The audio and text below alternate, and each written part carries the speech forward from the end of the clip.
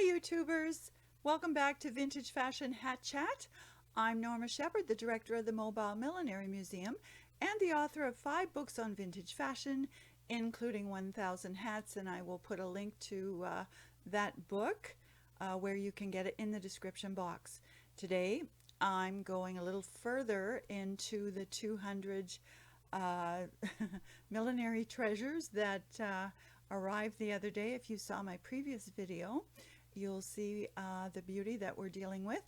And I've chosen today to look at hats with beading and bling.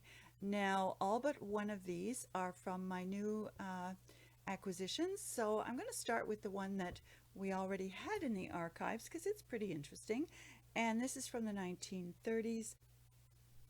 So I'm going to start with this black velvet cone-shaped hat that is done in rows of black velvet with this wonderful chevron pattern of bugle beads in between. So sort of an open weave. We have these little tassels that are also embellished with bugle beads on the ends.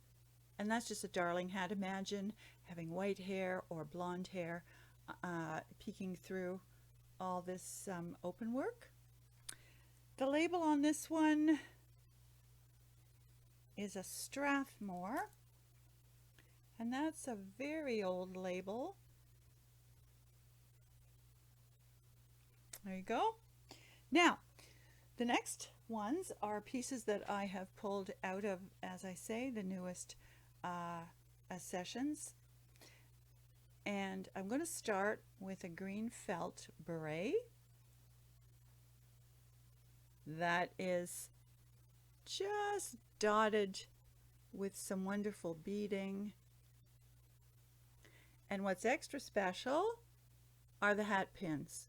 So they are self-fabric hat pins. I've talked about hat pins before and whether or not it's true that sometimes in the Edwardian era, maybe even later, they were actually used as weapons or in self-defense. I will link to that video as well. But you know, this lovely beret, it almost looks as if the milliner was having so much fun creating this hat that she wanted to keep going. I don't think that the hat pins in this case are functional, but you know, maybe she just didn't want to stop decorating this hat. I think it's darling. Now here's another one with all over beading, and this one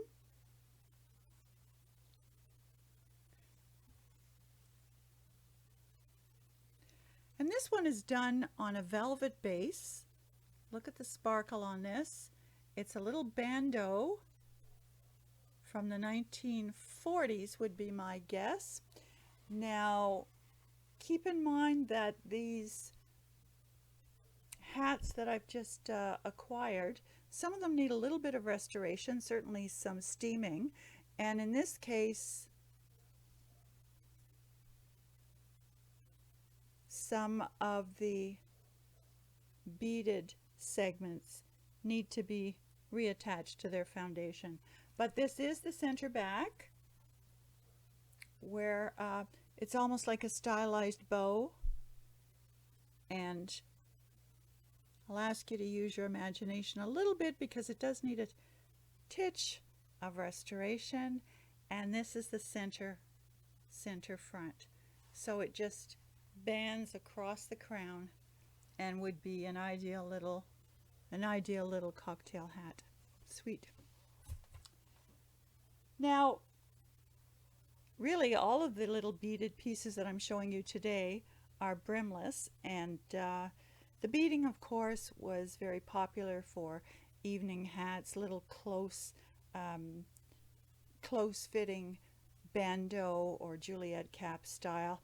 But it's almost as if you know, the hats need something when there is no brim. I'm showing you the center back now. See how simply it is shaped, and it would go across the crown of your head. This does need some steaming to reshape it, but it will come back beautifully. I think there's a bit of thread or something on the center front. Oh, that's just a fluff. Okay, so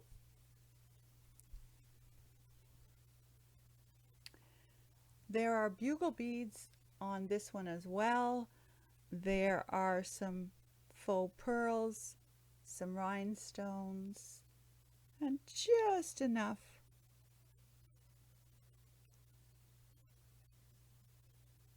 to make it look like some stylized flowers. This one does not have a maker's mark, doesn't have a millinery label, and neither does this one. Now here's another little cocktail hat. This one's done in the royal blue velvet. There's no maker's label in this one. Let me find this. Okay, here's the center front for you.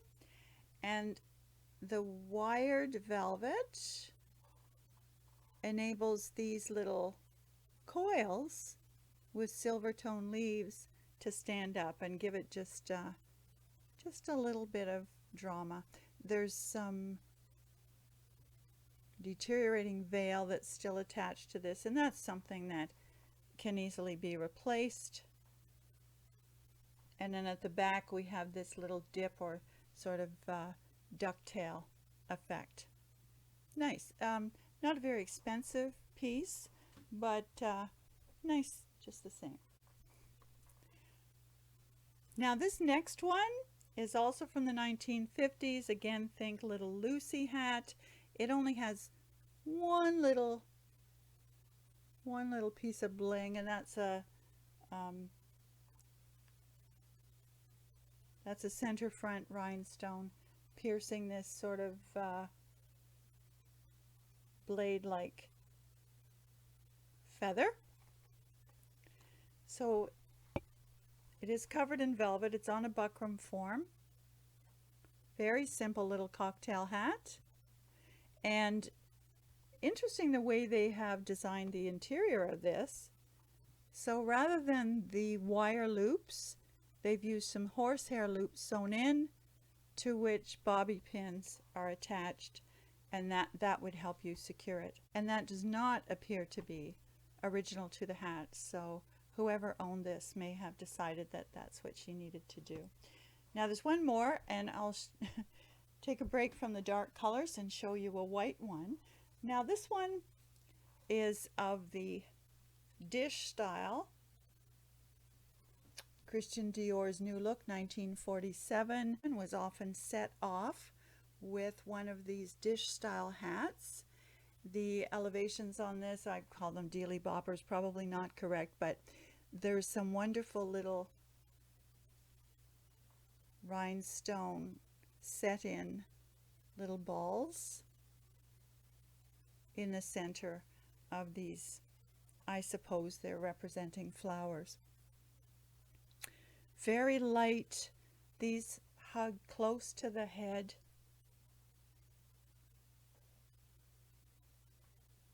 And really this could be worn for day or evening. So there are a few little blingy and or beaded hats that I'm working on. They will be steamed. The hat I'm wearing today is one of my little fascinators by BC milliner Maria Kursick. She often uses vintage trims for her pieces, and this is secured with a chignon strap. Doesn't budge. It's a good little summer piece. I thank you for watching. If you're interested in this subject, please let me know. Leave me comments. We are currently searching for a name for our millinery mannequin. She is nameless. I've had one suggestion so far, which was a very good one, but I'm still waiting on others, and then we'll make a decision and maybe have a little champagne christening party for her. Anyway, that's it for my video today. I remind you that I post Mondays and Thursdays. If you want to be notified, it's a good idea to hit the little subscription box down here in the left, and don't forget to hit like, thumbs up, and in the meantime, before we meet again, have a hattie day.